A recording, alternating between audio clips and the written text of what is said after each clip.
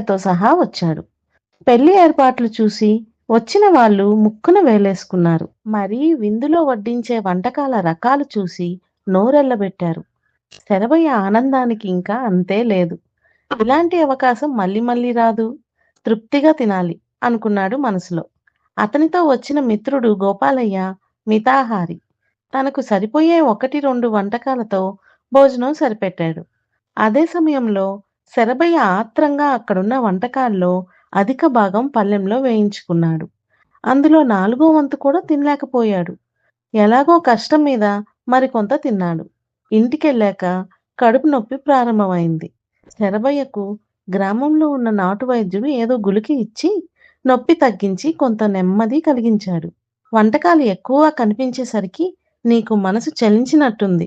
ఆత్రగాడికి బుద్ధిమఠం అన్నది నిజం చేశావు. ఇక మీదట ఆహారం విషయంలో జాగ్రత్తగా ఉండు అన్నాడు నాటు వైద్యుడు శరభయ్యతో.